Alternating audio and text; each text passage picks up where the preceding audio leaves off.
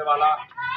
अल्हम्दुलिल्लाह आप दोस्तों की, आप बहन भाइयों के भरपूर दुआओं से हमें सेंट्रल जेल कोट लखपत से रिहाई मिली और हमने अपने हकूक़ की जंग और अपने असातिज़ा के हकूक़ की जंग के लिए इस महाज पे जो लड़ाई लड़ी है वो हम जानते हैं या हमारा खुदा जानता है।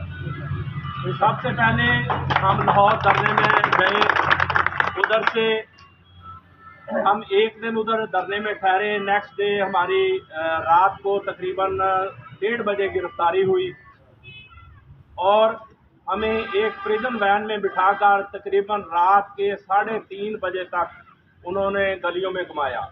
रात के 3:30 बजे के बाद उन्होंने हमें एक थाने में बंद कर दिया, जहां तकरीबन 15 लोगों के बैठने की जगह थी और वहां हम 45 लोग थे।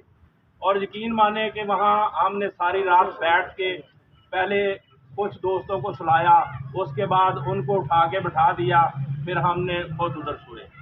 तो उसके बाद जब सुबह हुई तो हमें पता चला कि हमारे खिलाफ 9 दफात पर मुश्तमिल एक FIR जो है ना वो लॉन्च हो चुकी है और उसमें दफात इतनी सख्त थी कि यकीन माने कि वो 6 माह तक हमारी रिहाई जो है ना वो मुमकिन नहीं थी। उसके लिए हमारे दोस्तों ने, खुसूसन मिर्ज़ा तारक साहब जो कि अभी भी लाहौर में ही हैं, उनकी तबीयत काफ़ी नासाज है उधर, क्योंकि वो शुगर के पेशेंट हैं, इसलिए वो हमारे साथ नहीं आ सके। वो अभी भी वो उधर सिविल हॉस्पिटल में हैं। तो उन्होंने रिट पिटीशन दायर की और भी बाकी तंजीमों के सरबराहान, उनके वकला, खुसूसन जमात इस्लामी के 12 वकीलों पे मुश्तमिल जो पैनल था, उसने वो FIR के खिलाफ जो है ना वो रिट पिटीशन दायर की। सर TLP है जमात इस्लामी, ये 2 डिफरेंट है। जमात इस्लामी रिट पिटीशन दायर होने के बाद जब फैसल के पास वो समाअत के लिए मुकर्रर हुई उसी दिन, तो सेशन साहब ने पूछा कि क्या वाकया ये असातिज़ा इस हद तक गए हैं कि उन पर अरादा कत्ल की दफात भी उसमें शामिल है और 324 जो फायर मारने की या खास जान से मारने की धमकी जो देनी होती है वो दफात भी उसमें शामिल थी। क्या उन्होंने कहा कि आपके पास कोई एविडेंस है कि क्या वाकई असातिज़ा ने ऐसा काम किया है कि पुलिस वालों पे हमले किए हैं या ऐसा मामला किया है? तो वो लाजवाब थे। तो यकीन माने कि वो वकला हज़रात जो थे वो उस वक़्त तकरीबन 25 से 30 थे और वो इस हद तक जा चुके थे कि अगर जज साहब ने अगर वो रिट पिटीशन दायर खारिज नहीं की FIR तो हम ज़बरदस्ती इससे पेंसिल पकड़ा के इससे साइन करवाएंगे। लेकिन वो सेशन जज था, वो अल्लाह को माँ का कोई प्यारा लाल था, उसने अपने पाँव पे इतना भार डाला कि उसने फौरी तौर पर जो है ना वो FIR जो है ना वो खारिज कर दिया। हमने अल्लाह ताला का शुक्र अदा किया। लेकिन उसके बाद एक CR होता है, जैसे हम सफ़र करते हैं ना मोटरवे पे, ID कार्ड चेक हो जाता है, वो एक प्रोसेस होता है कानूनी, वो तय करने के बाद जो है ना हमने रहा होना था।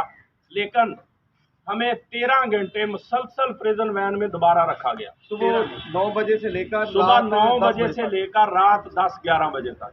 यकीन माने कि वहाँ मेरे भाई कुछ हार्ट पेशेंट्स भी थे, कुछ बुजुर्ग भी थे। यकीन माने कि मैंने उधर बड़े बड़े बुर्जों को आंसू बहाते हुए देखा। लेकिन अल्हम्दुलिल्लाह खालिद साहब और हमारे हौसले बुलंद थे। खालिद साहब से मैंने कहा, खालिद साहब ये वक्त है और वक्त की ये शिफ्ट है कि वो गुजर जाता और इंशाल्लाह गुजर गया। उसके बाद जो है 3 MPO के तहत हमारी जो है ना वो नज़रबंद कर दिया गया हमें। यकीन माने कि वहाँ सेल जो थे वो 8-4 के सेल थे, जिनमें खसूसी तौर पर जो 302 या बहुत कोई हाई लेवल का जो दहशतगर्द होते हैं उनको रखा जाता है। वहाँ 2 लोगों के सेल होते हैं, लेकिन हम वहाँ 6-6 लोग थे। वहाँ भी हमने गुजारा किया।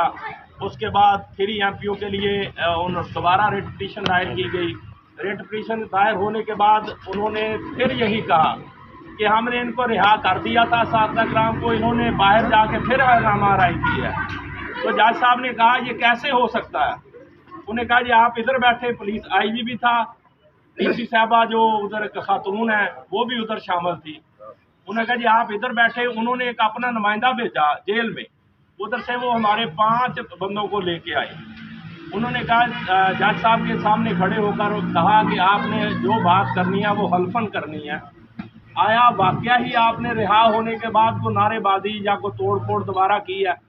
तो उन्होंने कहा जी हम हल्फन ये बयान देते हैं कि हमें तो प्रिजन वैन से बाहर निकाला ही नहीं गया, तो तोड़ फोड़ कहाँ से आ गई? उन्होंने जो है ना वो 3 MPO के तहत जो गिरफ्तारी की गई थी, नज़रबंद किया गया था, वो नज़रबंदी जो है ना वो भी डिसमिस कर दी। लेकिन गवर्नमेंट इतनी मजबूर हो चुकी थी हमारे असातिज़ा के इन इक़दामात, इन एहतजाज की वजह से कि उनको अब नज़र नहीं आ रहा था कि हमें क्या करना। उन्होंने क्या किया कि अगर कल को ये टीचर हज़रात थ्रू हाई कोर्ट जो है ना रिहा होंगे तो हमारी इज्जत तो खाक में मिल जाएगी। उन्होंने फौरी तौर पर वज़ीर आला ने जो है ना आर्डर किया डीसी को, वो भी उनकी कोई दीदा ही है कि फौरी तौर पर जो आर्डर जो है ना जो 3 MPO के जो विड्रा कर लें। उन्होंने फौरी तौर पर आर्डर विड्रा करके फिर राफिया हैदर उसका नाम है, तो वो भेजे जेल में। उसके बाद रात तकरीबन 11:30 बजे हमारी रिहाई हुई। हमारे दोस्त खालिद साहब के भाई और दूसरे दोस्त कुछ वहाँ मौजूद थे, वहाँ से आए। आप दोस्तों के इंतहाई बेहद शुक्रिया कि आपने हमें इज्जत बख्शी और इंशाल्लाह असातिज़ा की काज के लिए इंशाल्लाह खून का आखिरी कतरा तक बहाएंगे और ये लड़ाई इंशाल्लाह लड़ते रहेंगे। लेकिन इसके लिए हमें आप भाइयों की सख्त ज़रूरत है। आप भाई हमारे अगर साथ होंगे